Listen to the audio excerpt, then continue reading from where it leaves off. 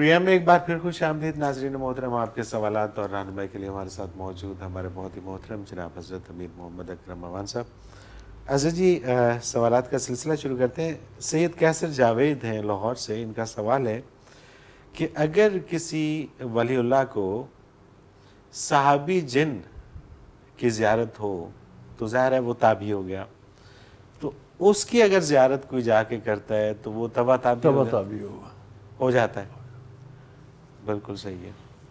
شاہ عبدالعزیز دہلوی رحمۃ اللہ تعالیٰ علیہ نے اپنی کہیں لکھا, مجھے کتاب کا نام یاد نہیں, میں نے خود پڑھا ہے, مجھے نام بھول جاتے ہیں, میرا بڑی ویکنیس ہے. فرماتے ہیں کہ مجھے ایک دفعہ جن اٹھا کر لے گئے کہ حضرت آئیے ہمارا ایک مقدمہ ہے, اس کا فیصلہ نہیں ہو رہا تو ہمیں مسئلہ پوچھنا.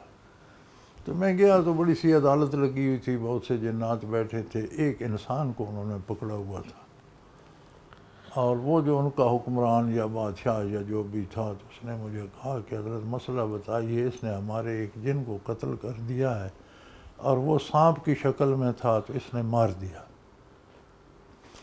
ہم شریعت کے مطابق اسے قتل کر سکتے ہیں قصاص میں یا نہیں؟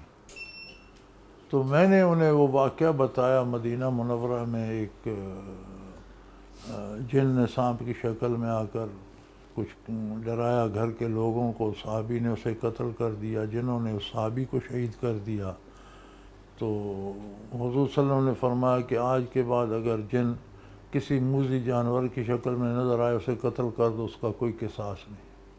ٹھیک ہے, لہٰذا آپ اسے قتل نہیں کر سکتے. تو ایک بوڑھے سے جن نے اس طرح سے اپنے پپوٹے اٹھائے اور اس نے کہا اللہ کا شکر ہے آپ نے یہ بات یاد دلا دی, میں اس وقت وہاں حاضر تھا جب یہ فیصلہ حضور نے کیا تھا, لیکن مجھے اب یاد نہیں تھا, آپ نے بات کی مجھے یاد آ گیا, میں چشمدید گواہ ہوں.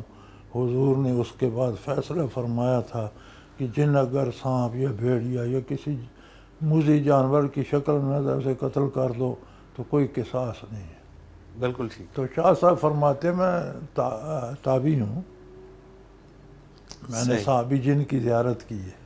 سبحان اللہ, سبحان اللہ. اب وہ تابعی ہیں تو جو ان کی زیارت کرے گا ایمان ہونا شرط ہے. بالکل ٹھیک. عقیدہ صحیح ہو, ایمان ہو, وہ تبع تابعی ہے. اب اجر تو اللہ نے. اچھا, اسی سے ایک سوال ہمارے پاس اکثر آتا ہوتا ہے کہ حضور نبی کریم علیہ الصلوۃ والسلام کی اگر خواب میں زیارت ہو جائے تو ظاہر ہے کہ ان کی شکل میں شیطان نہیں آ سکتا, تو یہ جو کیسے آئیڈینٹیفائی کیسے کریں گے؟ آپ کا جو چہرہ مبارک تھا وہ کس طرح کا تھا؟ گزارش یہ ہے کہ اس کے لیے دو چیزیں ہیں. ایک تو آپ کے چہرے اقدس کی ساری تفصیل سیرت کی کتابوں میں ملتی ہے.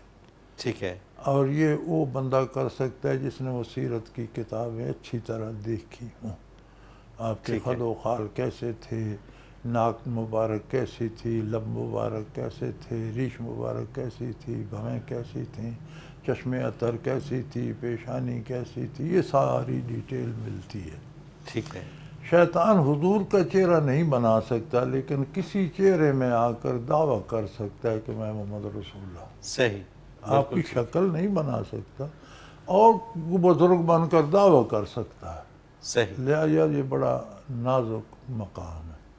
دوسری بات یہ ہے کہ وصال کے بعد کسی کو کشف میں ملیں یا اس میں وہ صحابی نہیں بن. صحابی کے لیے ایک عالم میں ہونا شرط ہے. صحیح. کہ حضور بھی اس عالم میں تھے تو اس عالم کے لوگ جو حاضر ہوئے وہ صحابی ہو. حضور اس عالم میں جلوہ افروز ہو گئے تو وہ کام ختم ہو گیا. اب صحابی نہیں بن سکتے. بالکل صحیح, بالکل صحیح. محمد طارق محمود ہیں, یہ کانسٹیبل ہیں. یہ کہتے ہیں کہ میں پولیس میں کانسٹیبل ہوں, گجرانوالہ سے ہیں یہ, اور یہ کہتے ہیں کہ میں پوچھنا یہ چاہتا ہوں کہ اگر ہم کسی حقدار کو اس کا حق دلا دیں اور وہ خوش ہو کر ہماری کچھ مالی مدد کر دے تو کیا اولاد کی تعلیم و تربیت کی خاطر ہم وہ تحفہ یا مالی مدد قبول کر سکتے ہیں؟ بچے یہ نہ تحفہ ہے نہ مالی مدد ہے, یہ حرام ہے. یہ حرام ہے. آپ جس کا کام کرتے ہیں اسی کام کی آپ تنخواہ لیتے ہیں. ٹھیک ہے. آپ اس پر احسان نہیں کرتے.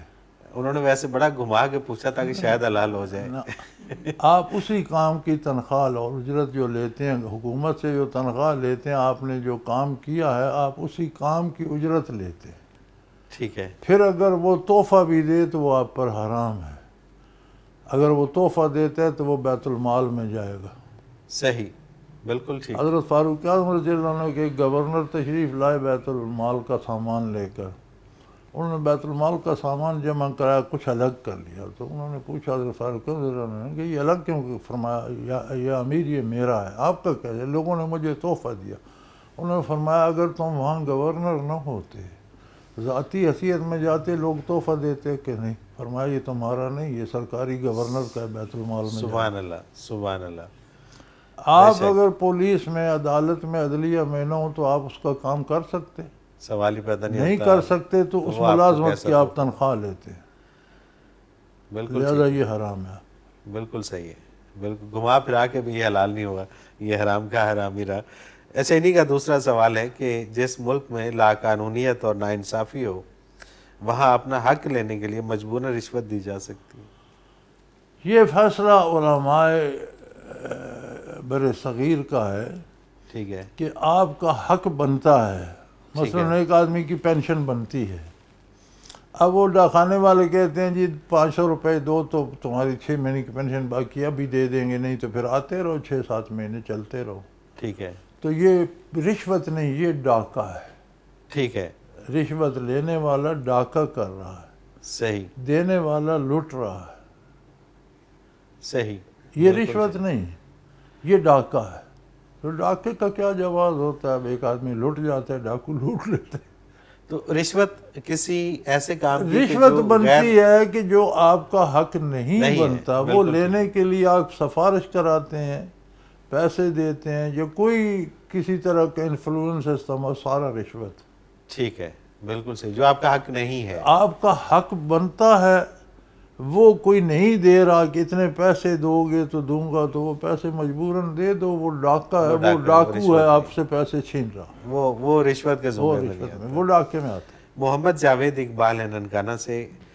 کیا عورت کسی مرد کے سامنے لیکچر دے سکتی ہے؟ اس کی شرعی حیثیت کیا ہے؟ بچے لیکچر تو نہیں دے سکتی، لیکن اگر وہ عالم ہے، جانتی ہے، تو اس سے مسائل پوچھے جائیں تو بیان کر سکتی ہے. ٹھیک ہے.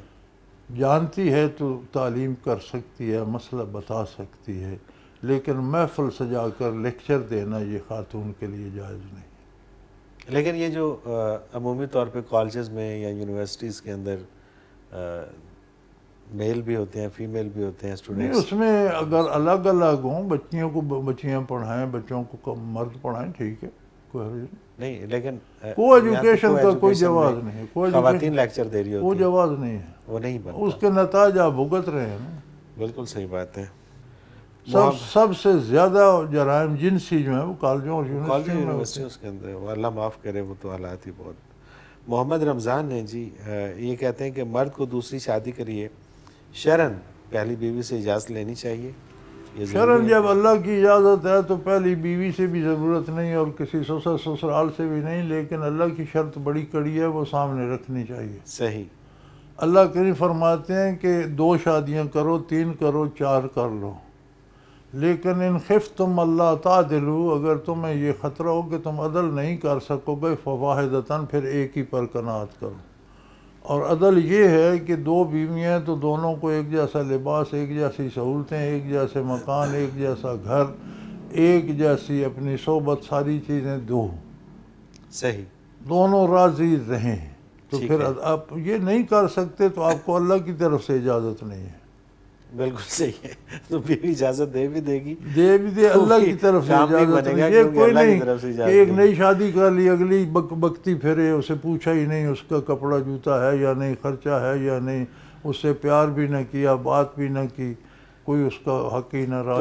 تو اللہ کی طرف سے ہی ایسی اجازت نہیں ہے. اللہ کی طرف، اللہ تعدلوا فواحدہ، اگر تم عدل نہیں کر سکتے تو ایک ہی شادی پر قناعت کرو. بالکل ٹھیک ہے، بالکل صحیح ہے. اس شرط کو یار پوچھتے ہی کوئی نہیں. یہ قرآن میں موجود ہے. یہ غلط فہمی جو لوگوں کے دلوں میں ہے، یہ قرآن میں موجود ہے.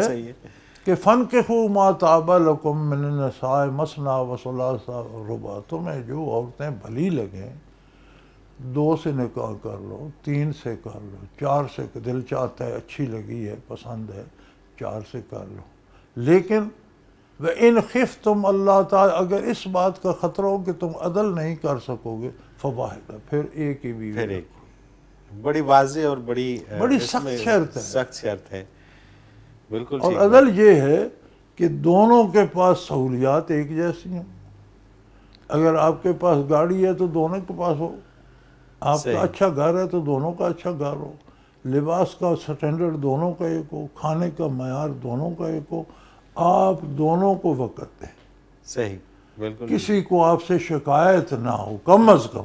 بالکل ٹھیک ہے، بالکل صحیح، پھر آپ کریں۔ اور اگر بڑی یہ نہیں ہے تو پھر اللہ کی طرف سے اجازت نہیں ہے۔ نہیں ہے، بالکل صحیح، بالکل ٹھیک ہے، بالکل صحیح۔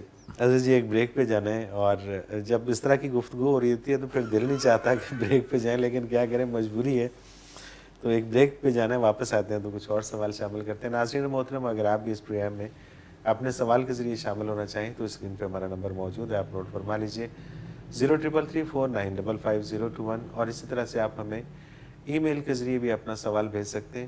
almusha.tv کی ویب سائٹ پہ کوسچن کے آپشن میں جا کر سرچ کوسچنز کے ذریعے اپنے سوال کو ایک بار سرچ کر کے دیکھ لیں۔ اگر آپ کا موضوع پہلے ہی پروگرام کا حصہ بن چکا ہے تو آپ متعلقہ پروگرام میں اپنے سوال کا تفصیلی جواب سن سکتے ہیں۔ بصورت دیگر آپ اپنا سوال ہمیں سینڈ کر دیجئے، ہم اسے پروگرام کا حصہ بنائیں گے۔ ناظرین محترم آپ کے تمام بھیجے گئے سوالات اس ویب سائٹ میں محفوظ ہو جاتے ہیں، آپ انہیں نام، شہر یا موضوع کے اعتبار سے کبھی بھی سرچ کر سکتے ہیں۔ اس کے علاوہ آپ اس ویب سائٹ میں قرآن کے آپشن میں جا کر حضرت جی کے اردو اور انگلش میں تراجم اور حضرت جی کی پنجابی اور اردو میں بیانیہ تفاسیر سے بھی فیض یاب ہو سکتے ہیں۔ ایک مختصر کمرشل بریک، حاضر ہوتے ہیں، ہمارے ساتھ رہیے گا۔